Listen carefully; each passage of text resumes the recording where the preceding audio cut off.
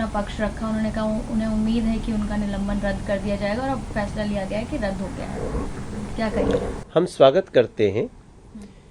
देखिए, ऐसा तभी होता है जब कोई सदस्य, माननीय सदस्य, कोई ऐसी गलती करे जो संसद की मर्यादा के अनुरूप नहीं होता है। बाद में अगर उसको महसूस हो जाता है तो फिर वो अपना पक्ष रखता है। और आज देखा हमने कि अधीर रंजन चौधरी जी को सर्वसम्मत से विशेषाधिकार समिति ने उनको क्षमा शब्द तो हम नहीं कहेंगे, मतलब उनके पक्ष को सुनते हुए आज उनके निलंबन को वापस लेने का फैसला लिया है। लेकिन इसका मतलब ये नहीं होता है कि आप जो व्यवहार सदन में किए हैं उसको सही ठहराया गया है। उसमें निश्चित रूप से उस सदस्य ने, माननीय सदस्य ने खेद व्यक्त किया होगा और उसके बाद ये प्रक्रिया होती है, मगर ऐसी नौबत आई ही नहीं।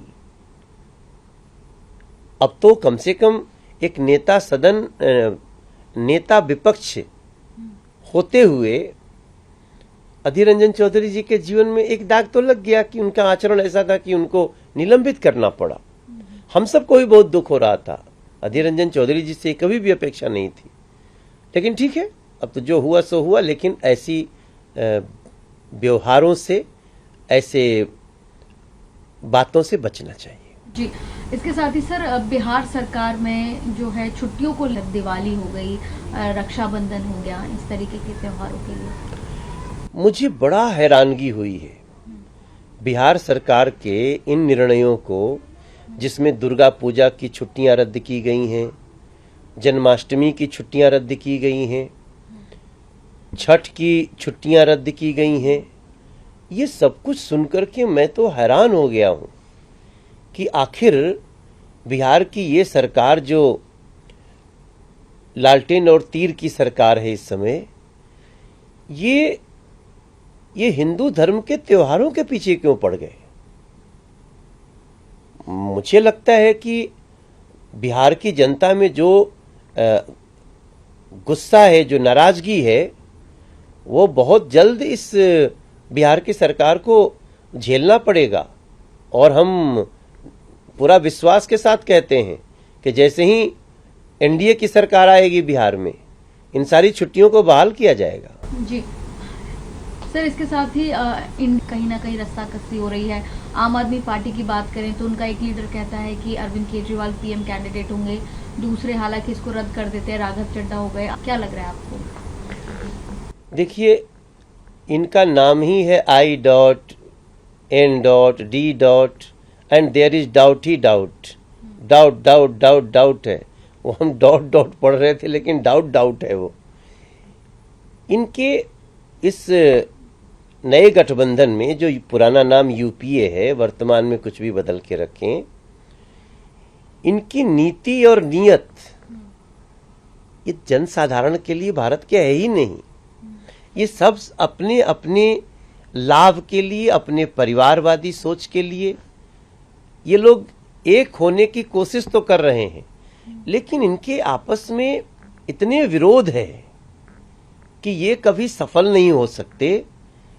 क्योंकि जब भी आप देश को भ्रष्टाचार में डुबोने के लिए एक होने की कोशिश करते हैं तो कोई न कोई ईश्वरीय शक्ति आती है और वो आपको एक नहीं होने देगी। क्योंकि भारत की रक्षा भारत के जो जन हैं, लोग हैं, वो भी कर रहे हैं। और भारत की रक्षा नरेंद्र मोदी जी जैसे महामानव, बोलूंगा मैं, जो भारत की माताओं का ऐसा बेटा है कि वो माताओं के आंखों के धुएं को मुक्ति कराने के लिए आंखों से वो गैस कनेक्शन देते हैं। अपनी बहनों को राखी आने पे 200 रुपए की सब्सिडी दे देते हैं गैस सिलेंडर में। तो ऐसे जो 80-80 करोड़ अपने परिवारजनों को फ्री में अनाज देते हैं, ताकि आपको खाने के अनाज के लिए आपको संघर्ष नहीं करना है। आप संघर्ष करिए भारत को चांद पे पहुंचाने के लिए, भारत को मंगल पे पहुंचाने के लिए। तो नरेंद्र मोदी जी एक ऐसे विकल्प बन गए हैं कि ये चाहे कुछ भी कर लें, इनके न तो दिल मिलते हैं न नीतियां मिलती हैं। राघव चड्ढा कह रहे हैं कि पीएम पद के लिए हम इंडिया की रेस में हैं। देखिए हमारे ना बिहार में एक भोजपुरी में शब्द होता है लुपलुपाना, मतलब ना जीव लुपलुपात बा और ऊपर से नाई कहात बा।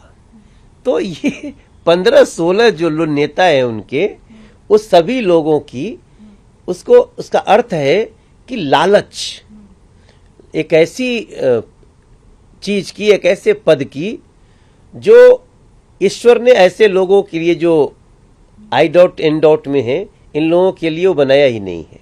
जी सर, इसके साथ ही एक मानचित्र नया चीन जा कर लिया है। लद्दाख के लोग भी उनसे यही कह रहे थे वो जब लद्दाख गए थे। देखिए बहुत खतरनाक साजिश हो रही है जी। खास तौर से राहुल गांधी और कांग्रेस के तरफ से। जी। चीन की एक बहुत पुरानी आदत रही है गलत नक्शे प्रस्तुत करना और बिला वजह इन बातों को हेडलाइंस में लाना। ये चीन की मात्र भारत के साथ नहीं और भी कई देशों के साथ ऐसा है। लेकिन भारत की सीमाएं पूरी तरह सुरक्षित हैं।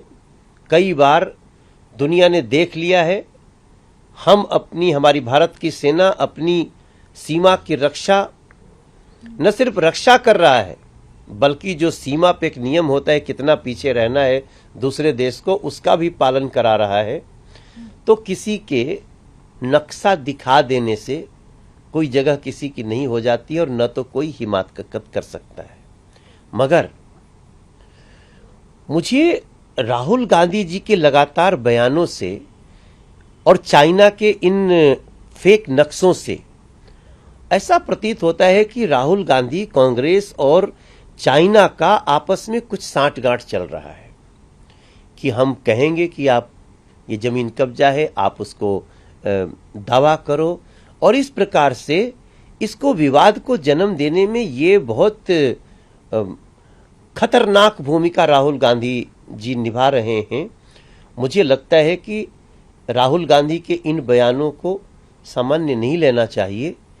इस पे बहुत छानबीन होनी चाहिए कि वास्तव में राहुल गांधी और कांग्रेस और चाइना की जो पार्टी इस समय सत्ता में है, जो लोकतंत्र को नहीं मानती, उनके बीच आखिर ये सांठगांठ है क्या? क्योंकि भारत की सीमा को न तो अब कोई लांघ सकता है और न कोई इस प्रकार की हिमाकत कर सकता है। लेकिन ये फेक नक्शे बनाना, राहुल गांधी का बयान आना, ये सब कुछ को मुझे लगता है ये बड़ी साजिश का हिस्सा है। देश को सावधान होना पड़ेगा।